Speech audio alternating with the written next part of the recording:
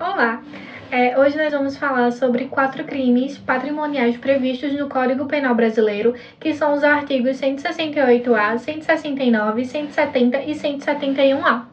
Esses dispositivos, eles mostram como o direito penal busca proteger o patrimônio sobre diferentes formas de ameaça, desde a apropriação de contribuições previdenciárias até as fraudes envolvendo as moedas digitais.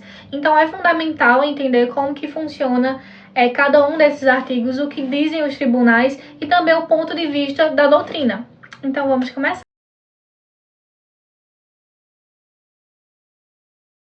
Bom, iniciando agora pelo artigo 168-A do Código Penal Brasileiro, que trata diretamente sobre a apropriação indébita previdenciária. Ou seja, esse crime acontece quando o empregador desconta da folha de pagamento do empregado aquele valor que é destinado à contribuição do INSS, mas ele não repassa esse valor à Previdência Social no prazo legal. Ou seja, a pena desse crime é de 2 a 5 anos de reclusão além de uma multa e é um crime formal, ou seja, ele se consuma mesmo antes, de causar prejuízo direto ao empregado. Basta que o não repasse seja feito com a intenção de se apropriar daquela quantia. Então, a jurisprudência ela entende que não basta o atraso por dificuldades financeiras e que é preciso haver dolo, ou seja, a intenção de se beneficiar indevidamente daquele valor. Um ponto importante a se dizer é que se o empregador quitar a dívida antes do recebimento da denúncia, o crime deixa de existir. E se ele paga depois, isso pode ajudar na redução da sua pena, mas não afasta a sua responsabilização penal. Agora a gente vai ver um vídeo que explica um pouquinho de como funciona esse artigo na realidade.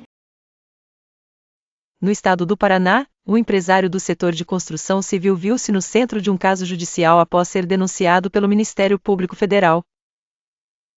A acusação era grave. Ele não havia repassado ao Instituto Nacional do Seguro Social, INSS, os valores descontados dos salários de seus empregados, referentes às contribuições previdenciárias. Esses valores, embora descontados regularmente dos contra-cheques, não chegavam aos cofres públicos dentro do prazo estipulado por lei. Diante dos fatos apresentados, a Primeira Vara Federal de Curitiba tomou a decisão de condenar o empresário, baseando-se no artigo 168-A do Código Penal Brasileiro. Este artigo estabelece que apropriar-se indevidamente de valores que pertencem ao patrimônio público, após o desconto de contribuições previdenciárias, caracteriza um crime. Na tentativa de justificativa, a defesa alegou que a empresa passava por dificuldades financeiras, o que teria motivado a omissão no repasse dos valores. No entanto, o tribunal não aceitou essa alegação como válida, sustentando que a apropriação indevida se configurava, independentemente das adversidades enfrentadas pela empresa. A fundamentação da decisão judicial trouxe à tona o entendimento de que, a partir do momento em que o empregador desconta a contribuição previdenciária do salário do empregado, tais valores passam a integrar o patrimônio da União. A omissão no repasse destes valores, portanto, equivale à apropriação indébita, nos termos do dispositivo penal mencionado. Como resultado do julgamento, o empresário foi condenado a 2 anos de reclusão. Todavia, a pena foi convertida em prestação de serviços à comunidade e pagamento de multa, permitindo ao réu cumprir sua sentença fora dos limites penitenciários. Essa decisão reafirma o compromisso da Justiça com a proteção do patrimônio público e a punição adequada para aqueles que, por quaisquer motivos, desviam recursos que deveriam ser de responsabilidade do Estado.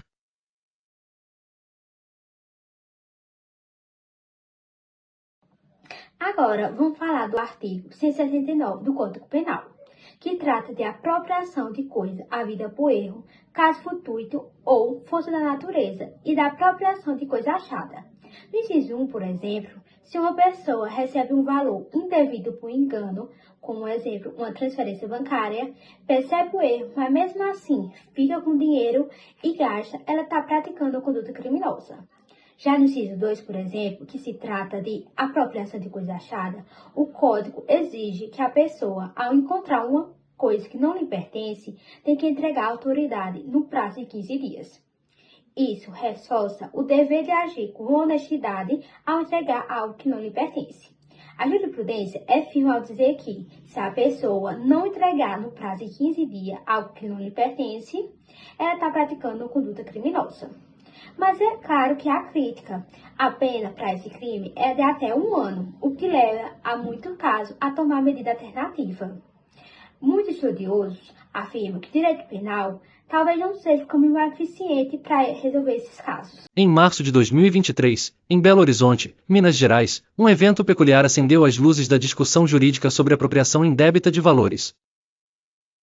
Um homem de 38 anos tornou-se protagonista de um caso que testaria os limites da interpretação do Código Penal brasileiro. Tudo começou quando ele recebeu, em sua conta bancária, um valor de R$12 mil, creditado por engano. A origem do valor era uma empresa com quem ele havia realizado um serviço meses antes, cujo montante correto seria de R$ 1.200. A transferência foi um erro contábil, um zero a mais mudou o destino de uma simples transação financeira. Ao perceber o depósito vultoso, o beneficiário de imediato reconheceu a falha, mas optou deliberadamente por não alertar a empresa que cometera a gafe. Uma decisão que carregava não apenas o peso do benefício monetário inesperado, mas também a sombra da ética, agora colocada à prova. Com o montante inesperado, ele decidiu quitar dívidas pessoais, como se o destino houvesse lhe contemplado com um benefício divino. No entanto, o acaso ou a dúvida sobre a moralidade da situação foi contestada dias depois, quando a empresa se deu conta do engano e, buscando reparar o erro, o contactou. Surpreendentemente, o recebedor se negou a devolver a quantia excedente, alegando que era um bônus espontâneo. A recusa contundente em retornar o montante acionou o alarme jurídico. A empresa não hesitou em reportar o ocorrido às autoridades, envolvendo o Ministério Público que, após cuidadosa investigação, propôs denúncia com base no artigo 169, inciso I, do Código Penal, a apropriação de coisa havida por erro de outrem. A questão era clara: o apropriar-se de um valor creditado indevidamente, mesmo após reconhecer o erro, configurava crime. O caso foi levado à 9ª Vara Criminal de Belo Horizonte, onde, após um julgamento que reverberou acerca dos deveres morais e jurídicos do indivíduo, o réu foi condenado. A sentença foi de 1 ano de detenção, comutado para prestação de serviços à comunidade, além da exigência de restituição do valor apropriado indevidamente. O caso não apenas trouxe à tona discussões importantes sobre a ética no contexto financeiro, mas também reforçou a norma de que o erro alheio não pode se tornar benefício particular quando a origem é sabida.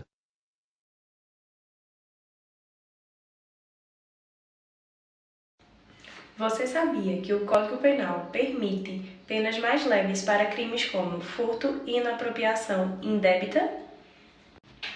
Vamos entender como funciona e também ver um novo crime que envolve criptomoedas. O artigo 170 do Código Penal estende aos crimes de apropriação indébita, que está previsto no artigo 155, no parágrafo 2º. Ou seja, se for réu primário e o valor for baixo, o juiz pode aplicar uma pena branda, diminuindo ou aplicando apenas uma multa. Exemplo: João trabalha em uma loja, se apropriou de R$200 e não tem passagens pela polícia. O juiz ele pode diminuir sua pena pelas circunstâncias dele ser réu primário. Os tribunais têm aceitado essa aplicação, inclusive considerando como princípio da insignificância. Ou seja, se o valor for muito baixo, a conduta pode até não ser julgada.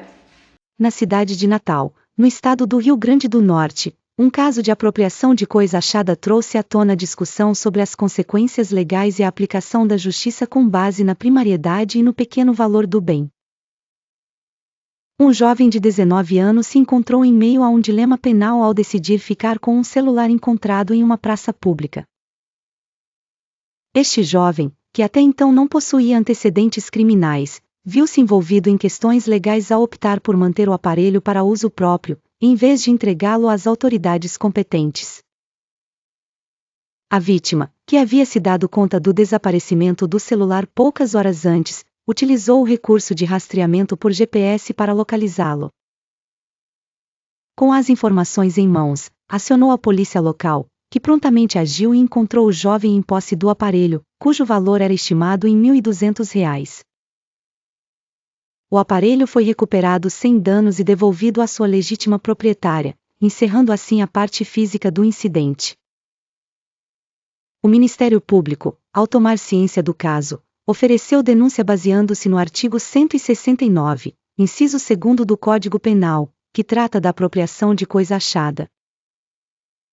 Todavia, a situação do réu como primário, o valor não significativo do bem e sua restituição integral levaram o juiz a aplicar uma solução mais branda. Com base no artigo 170 do Código Penal, o tratamento originalmente previsto para o crime de furto foi estendido ao delito de apropriação de coisa achada, permitindo, assim, a substituição da pena privativa de liberdade por multa. A fundamentação para tal decisão repousa nos princípios da justiça restaurativa e na consideração das circunstâncias específicas do caso. Nos termos do artigo 170 do Código Penal, estende-se ao crime de apropriação de coisa achada o tratamento previsto no artigo 155, segundo, autorizando a substituição da pena privativa de liberdade por multa, tendo em vista a primariedade do réu e o pequeno valor da res furtiva, destacou o magistrado. Dessa forma, a decisão final resultou na substituição da pena de detenção por uma multa, conforme as autorizações legais pertinentes, ilustrando um exemplo de como o sistema de justiça pode exercer a flexibilidade necessária para equilibrar os aspectos punitivos e de ressocialização no tratamento de delitos mais leves.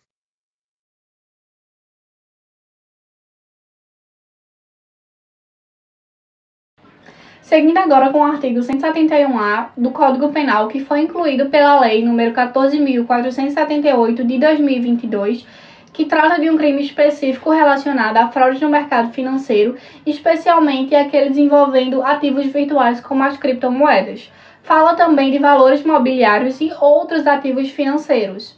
Esse dispositivo ele penaliza a conduta de organizar, gerir, ofertar, distribuir carteiras ou intermediar operações com esses ativos com a intenção de obter vantagem ilícita, causando prejuízo a terceiros, mediante fraude, ardil ou qualquer meio enganoso que leve a esse erro. Então, a pena prevista no Código Penal seria uma reclusão de 4 a 8 anos, além de uma multa. E, por fim, esse artigo ele tem realmente como objetivo de combater esquemas fraudulentos no ambiente digital e financeiro, como as pirâmides financeiras, como as falsas promessas de investimento em criptomoedas e outras fraudes comuns aí no mercado de ativos virtuais. Em 2023, em Goiânia, Gol, um empresário lançou uma plataforma digital prometendo altos rendimentos mensais em investimentos de criptomoedas. A promessa era de ganhos fixos de até 15% ao mês, por meio de carteiras automatizadas supostamente geridas por algoritmos sofisticados. A plataforma atraiu mais de 200 investidores, que aplicaram valores variando entre R$ 5.000 e R$ 200.000. Nos primeiros meses, os rendimentos foram pagos conforme prometido, gerando confiança entre os investidores.